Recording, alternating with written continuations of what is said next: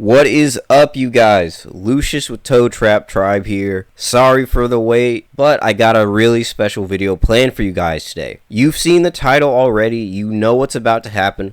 We're going to talk about what would happen if you specifically, that's right, you watching the video right now, what would happen if you were dropped into the world of Naruto. And we got a couple ways we can go about this. But first, we're going to set the scene for you, alright? The Land of Wind. You know, the place with all the deserts and crap. That's where the Hidden Sand Village is, right? So, if we're going by percentage, you'd probably get dropped in a body of water and drown. That's how the planet is structured. But we're not going to do that. We're also not going to drop you into a desert and have you starve and, should we say, thirst to death? I don't know, semantics, right? But the point is, you would die if we just did that. So we're going to be a little fair. We're going to drop you right outside the gates of the Hidden Sand Village. And this is going to raise a lot of questions for the residents. Who are you? Where did you come from? Questions that they're going to try and extract from you when they take you in for questioning. Now, don't worry. They're going to find out pretty quickly that something isn't right. But you're still a little suspicious, seeing as how prevalent espionage is in the ninja world. So they don't trust you fully all the way, but they're going to give you a little freedom because it pretty much seems like you don't know anything about what's going on. Well, lucky for you, an elderly couple takes pity on your situation. And if you agree to their terms, you can stay with them. All you have to do is get your hands a little dirty and do some work around the property, and you're good. You accept these terms. Not too much to it, but you work around for a few months and you get a little stir crazy. I mean, you're seeing all these incredible things happen around you, living in an actual freaking ninja village. Like, come on. And so you see all these fantastical powers. You see these people moving around at speed you can't even imagine. You can't even follow them. And you're like, well, now that I'm here, is it possible for me to do any of this? And it is. But your training has to start somewhere. You need a foundation. Best idea you have is to go to the library, figure out what's going on. So you manage to get to the library and you read a bunch of books that tell you all about chakra and chakra nature, just to give you the basic. But unfortunately, the basics aren't enough for you to grasp the material, so much so that you could actually perform it. No, you're going to have to go to a legitimate ninja academy for that, and that's what we're going to be talking about next. You see, I'd like to take the opportunity to inform the viewer that this takes place about a year or so before the tuning exams happen in the original Naruto anime. Yeah, that's right. I'm talking about the Forest of Death. Not that great value crap they're doing over in Boruto Next Generation. I mean the actual tuning exams. So, characters like Sasuke, Naruto, Gaara are going to cross over into this plotline at some point, and you need to be ready for that kind of stuff. Maybe you won't make enemies out of all of them. I mean, hopefully you don't.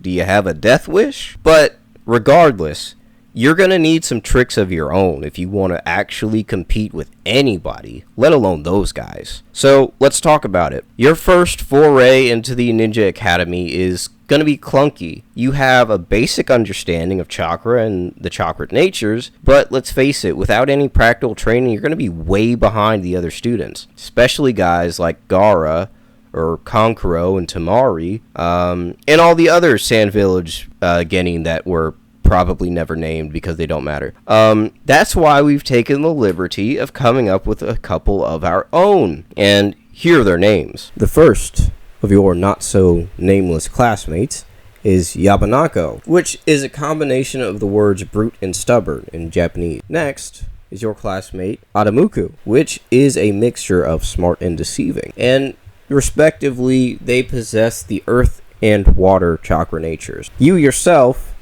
use the fire release. And I don't think I need to remind you the devastating capabilities of the fire chakra nature.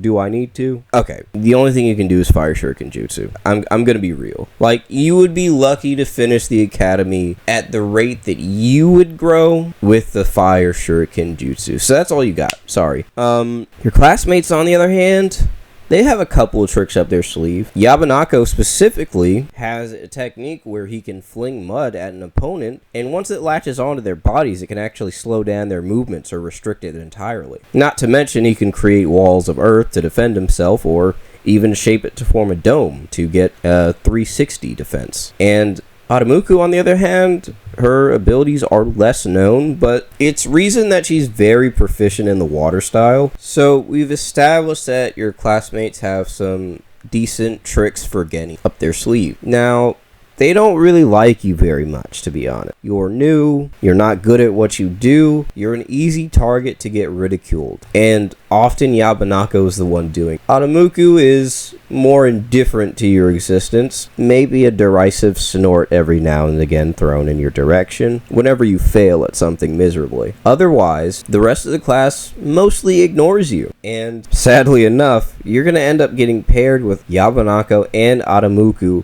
one of your 3-man squad assignments come knocking on the door. Now, there's a lot of chemistry issues that need to get worked through. So, your Jonin, his name is, what's his name again? Oh, there we go. Calhoun. Yeah, because he's basic and faceless, right? He doesn't matter. I promise you, he doesn't matter. You're going to be assigned on a regular old mission fit for a Geni. Okay, this is not a situation where you're gonna get a low rank mission and it turns out that you have to fight Zabuza, a Kakashi level threat. No, we're not doing that. Your mission is a D rank mission, and it will consist of D rank challenges. You're just doing a routine delivery of a parcel, and you get jumped by some bandits along the way. Yabanako and Adamuku jump into action so fast that even your sensei is a little surprised. Now, you get covered for twice in one fight, and Yabanako's quick to scald you afterwards for not taking any action. You had never been in a life or death situation before, and you froze up. Very similar to what happened to Naruto when he went on his first mission and Sasuke had to save him. But don't get a big head. You're not going to get that good. You're not going to ever be the main character. But for the purposes of this, you're effectively the main character. Anyway, Adamuku performs admirably, of course, and Yabanako and your sensei, Yabanako and Adamuku are showered with praise by your sensei, and he kind of just tells you to brush it off and be ready for the next one, because if you freeze up like that again when you're out here on your own, you're as good as dead. That sticks with you. You want to improve, you want to become stronger, but the training in the academy just wasn't enough to really close the gap. It was a miracle you did enough just to pass. So, what will you have to do then? Well, you'll probably have to find a real instructor who can actually help you. Not your Jonin. As I've said before, he's basic and he means nothing. He's just a plot device. You're going to have to find a real instructor if you really want to improve. And that's what we're going to be going over next. You're going to have your training arc in the next episode. So, if you like the video, guys, leave a like, comment, subscribe, share that thing too, and we're gonna have more for you next week when we get part 2 of what would happen if you were dropped into the Naruto world. Thanks, guys.